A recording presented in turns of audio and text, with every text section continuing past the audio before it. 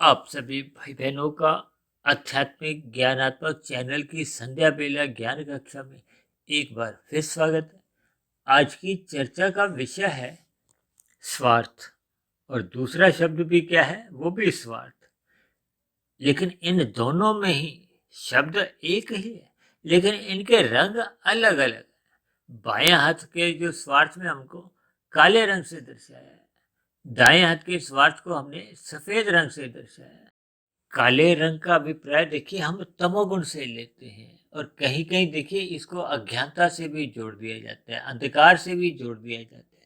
कुल मिलाकर मनुष्य को तमोगुण से बचना होता है, और जबकि रजोगुण पे मात्र अपने स्थूल शरीर की आवश्यकताओं की पूर्ति तक ही हमें जुड़ना होता है, जबकि सत्वगुण से मनुष्य को एक विशेष रूप से जुड़ना होता है, जिसके लिए ये मनुष्य योनि का जो एक अवसर मिला है, यानी कि मनुष्य योनि पाकर हमें अपना एक सत्वगुण बढ़ाना होता है, जो कि हमने दाएं तरफ जो एक स्वार्थ लिखा है वो एक सात्विक स्थिति को दर्शाता है।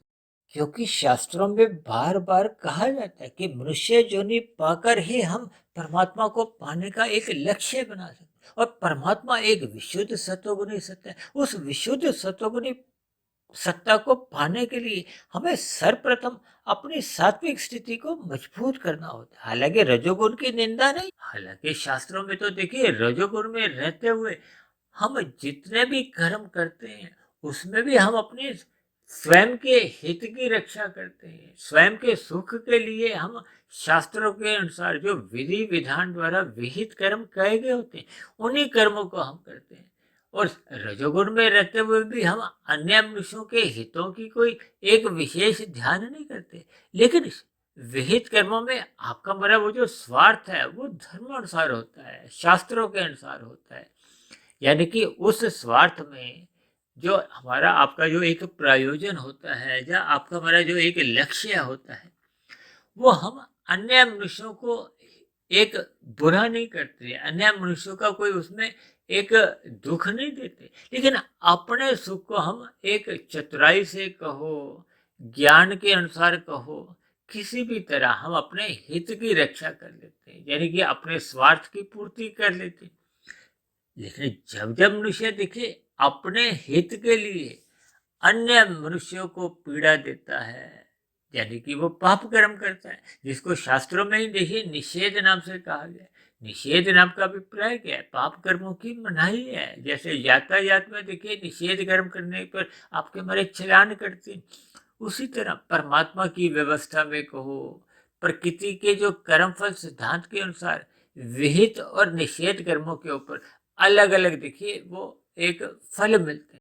इसी तरह जब जब मनुष्य देखिए पाप कर्म करता है तो उसके फिर प्रतिकूल परिस्थितियां आपको हमें मिलती, उनका जो फल आता है वो दुख रूपी फल आता है। प्रतिकूल परिस्थितियां आपको हमें दुखी करती हैं, और जब जब आपके हमारे पुण्य कर्मों का फल आता है वो एक सुख रूपी अनुकूल परिस्थितियां आती हैं।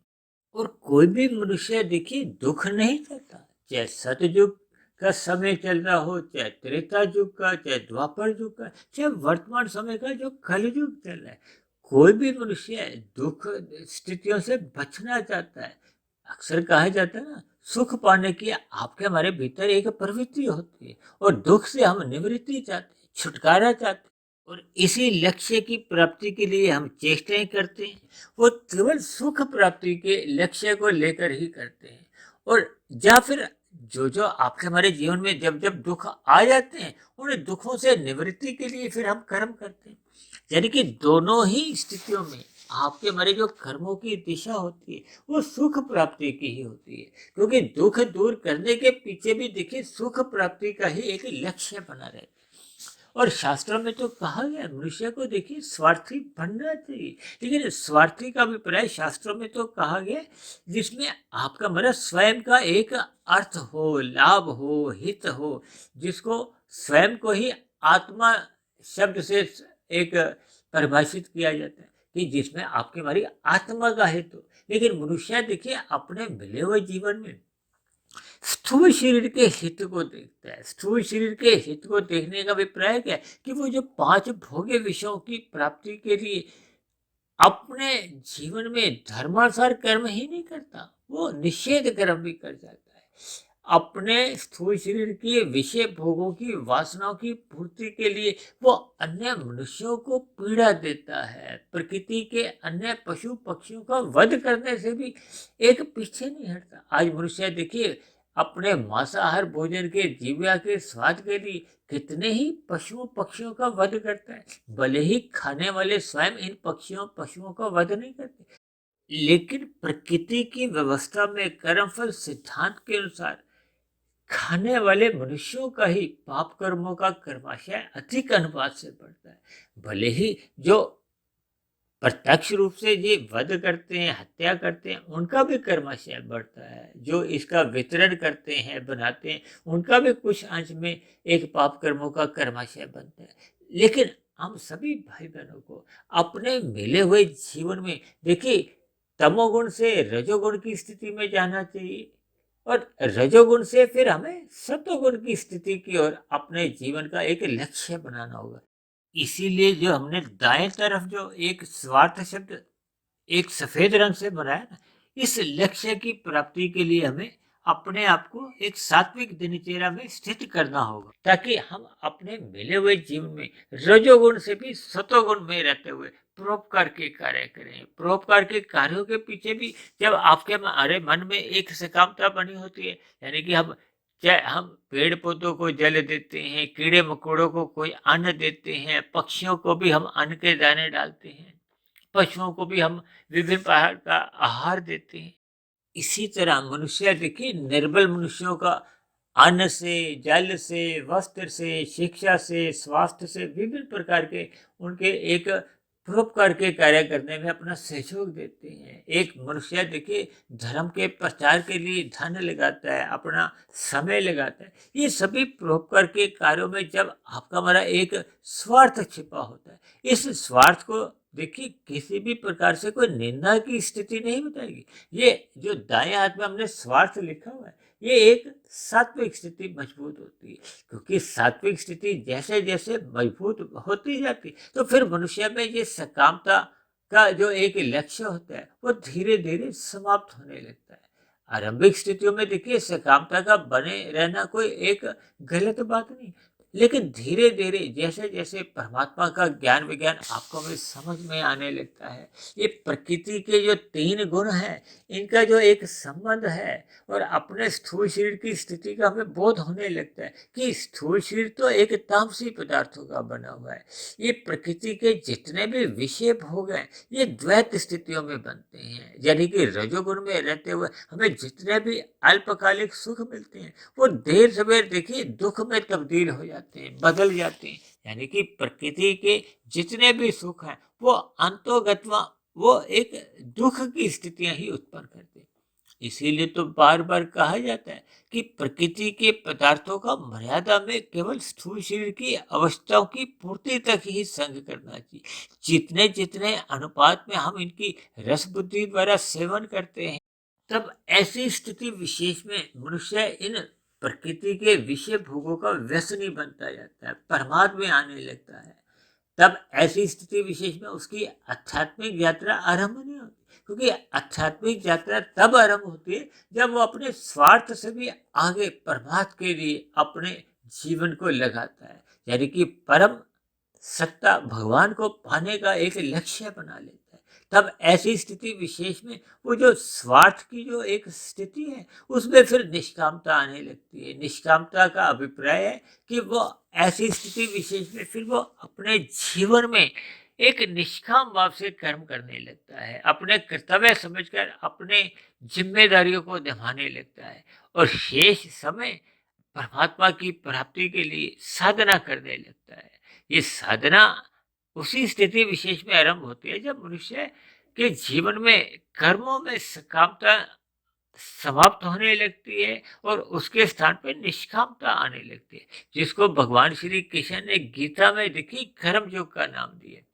अब कर्म योग में मनुष्य जितना जल्दी परिपक्व होता जाता है, फिर उसकी अगली स्थिति देखिए ज्ञान योग की आती है। ज्ञान योग के बाद फिर उसकी भक्ति योग की स्थिति बनती है। ये भक्ति योग, ज्ञान योग में आपके हमारे कार्य शरीर में जो भोग प्रेरित संस्कार होते हैं, अज्ञानता के जो एक मल रूपी संस्कार होते हैं, वो बहुत जल्दी से समाप्त होने लगते हैं, दग्ध बीज होने लगते हैं। तब ऐसी स्थिति विशेष में आपका हमारा अंतःकरण कहो, कारण शरीर, उसमें शुद्धता आने लगती है। अंतःकरण शुद्ध होने का अभिप्राय क्या है? देखिए, जब कारण शरीर में अज्ञानता के संस्कार समाप्त होने लगते हैं, तो फिर भोग प्रेरित कोई आपके हमारे मन बुद्धि के स्तर पर कोई फुर्ने नहीं उठते। जब फुर्ने नहीं उठते, तो फिर मनुष्य के जीवन में जो एक कर्मों की दिशा में सहज ही एक निष्कामता बनी रहती है, उसमें सकामता समाप्त हो जाती है। तब ऐसी स्थिति विशेष निरंतर बनी रहने से मनुष्य का जो एक आध्यात्मिक उन्नति, वो एक गति पकड़ लेती है। गति पकड़ते पकड़ते फिर वो कार्यशील पूर्ण रूप से समाप्त हो जाता है, और मनुष्य उस परम अर्थ यानी कि परमात्म रूपी परमात्मा को ही एक पा जाता है। तो ऐसी सभी शुभ स्थितियां हम सभी भाई बहनों के जीवन में तभी बन पाती है, जब हम काले स्वार्थ से आगे निकलते हुए एक रजोगुण की स्थिति में आते हैं। फिर रजोगुण से हम सत्वगुण की स्थिति में आते हैं। फिर सत्वगुण से भी आगे की स्थिति में, यानी कि परमार्थ के लिए, परमात्मा को पाने के लिए हम अपने कर्मों में निष्कामता ले आते हैं। तो ऐसी सभी शुभ स्थितियां हम सभी भाई बहनों के जीवन में तभी बन पाती है, जब आपका हमारा मिले हुए जीवन में परमात्मा को पाने का एक लक्ष्य बन जाता है। इसी लक्ष्य को ही शास्त्रों में परमार्थ का नाम दिया गया है। यानी कि मनुष्य यदि अपने मिले हुए जीवन में परमात्मा को पाने का एक परमार्थ रूपी लक्ष्य नहीं रखता, तब ऐसी स्थिति विशेष में वो देखिए तमोगुण की स्थिति में भी स्थित हो सकता है, रजोगुण की स्थिति में भी स्थित हो सकता है, और सतोगुण की स्थिति में भी स्थित हो सकता है। हालांकि शास्त्रों में तो कहा गया कि तमोगुण से 10 गुना अच्छा रजोगुण है, रजोगुण से भी 10 गुना अच्छा सतोगुण है। इसी बात को आगे ले जाते हुए हम विशुद्ध सतोगुण यानी कि परमात्मा के लिए हम विशुद्ध सतोगुण शब्द इस्तेमाल करते हैं। यानी कि सतोगुण से भी 10 गुना अच्छा विशुद्ध सतोगुण ही सत्ता है। उस लक्ष्य को प्राप्ति करके ही हम इस माया के जो एक सुख दुख रूपी जो एक खेल है, क्योंकि सभी सुख अंतोगत्वा दुख में ही समाप्त होते हैं, क्योंकि प्रकृति द्वैत मानी गई है। द्वैत का अभिप्राय क्या है कि सभी सुख अंतोगत्वा उस दुख के साथ जुड़े ही रहते हैं। भले ही आरंभिक स्थितियों में हमें आपको केवल वो दुख नजर नहीं आते, आरंभिक स्थितियों में हमें केवल सुख ही सुख नजर आते हैं। वो कहते हैं ना, सिक्के के दो पहलू होते हैं।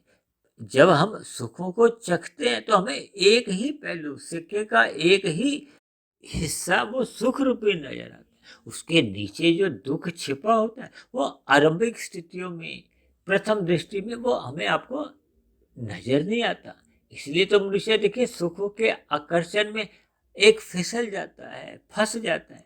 इन सभी स्थितियों का हम जितना अधिक गहरे तल पर विश्लेषण करेंगे, इन सभी स्थितियों पर हम जब चिंतन करते हैं, तो फिर हम पाएंगे कि प्रकृति के जितने भी भौतिक सुख हैं, ये सभी के सभी एक दुख से कम अधिक मात्रा में सदा ही जुड़े रहते हैं। इसीलिए भगवान श्री कृष्ण ने गीता में इस जगत को दुखालय नाम से संबोधित किया है। शास्त्रों में तो देखिए त्रिविध ताप का बार बार जिक्र आता है। कुछ दुख तो हमें देखिए स्वयं के कर्मों द्वारा मिलते हैं, कुछ दुख हमें अन्य मनुष्यों की जो एक स्वतंत्रता के कारण उनके द्वारा किए गए पाप कर्मों के एक प्रभाव रूप में हमें दुख मिलते हैं।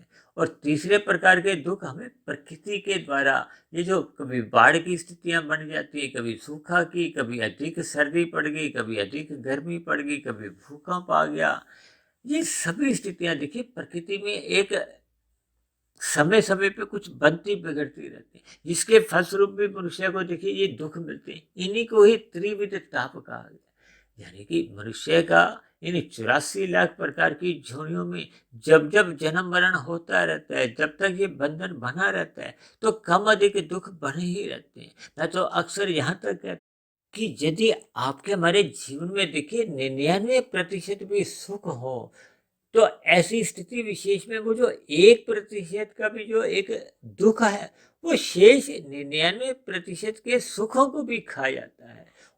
क्योंकि ऐसी सभी स्थितियों पर जब मनुष्य चिंतन करता है, तभी वो देखिए परमात्मा के मार्ग पे कहो, परमात्मा को पाने की एक मन में संकल्प करता है। और ये सभी संकल्प केवल और केवल मनुष्य योनि में ही करने संभव होते हैं। इसलिए मेरी आप सभी भाई बहनों से विनती है कि हमें देखिए ये जो काले रंग से जो स्वार्थ की स्थिति से ऊपर उठते हुए हमें सर्वप्रथम अपने आप को देखिए सफेद रंग की सात्विक स्थिति में स्थित होना होता है। और जितनी जल्दी संभव हो हमें विशुद्ध सत्वगुणी सत्ता यानी कि परमात्मा को पाने का लक्ष्य बनाते हुए इस मनुष्य योनि के एक जन्म का लाभ उठाना चाहिए। यानी कि मिले हुए अवसर का लाभ उठाते हुए हमें जन्म मरण का जो एक दुखदायी बंधन है, इससे हमें मुक्ति पा लेनी चाहिए। और ये मुक्ति केवल देखिए स्थूल शरीर के रहते रहते कारण शरीर को समाप्त करने में ही संभव हो पाती है, जिसकी आरंभिक शुरुआत देखिए ये जो काले रंग के स्वार्थ से अपने आप को अलग करने पे ही आरंभ होती है। तो ऐसी सभी शुभ स्थितियां आपके हमारे जीवन में भी बने, यानी कि हम सर्वप्रथम देखिए पाप कर्मों से बचें और परमात्मा को पाने का लक्ष्य बनाते हुए हमें परमार्थ रूपी एक सात्विक स्थिति को मजबूत बनाना होता है। तो ऐसी सभी शुभ स्थितियां आप सभी भाई बहनों के जीवन में भी जल्द से जल्द बने। इन्हीं शुभकामनाओं के साथ आज की चर्चा विशेष को यहीं विश्राम देते हैं। कल सुबह फिर मिलते हैं ब्रह्म मुहूर्त उपदेश कक्षा में। तब तक आप अपने आध्यात्मिक मित्र सुधीर भाटिया फकीर को इजाजत दें। आप सभी भाई बहनों को बहुत बहुत शुभ रात्रि। और सुबह ब्रह्म मुहूर्त में उठने के लिए मेरी ओर से आप सभी भाई बहनों को बहुत बहुत शुभकामनाएं।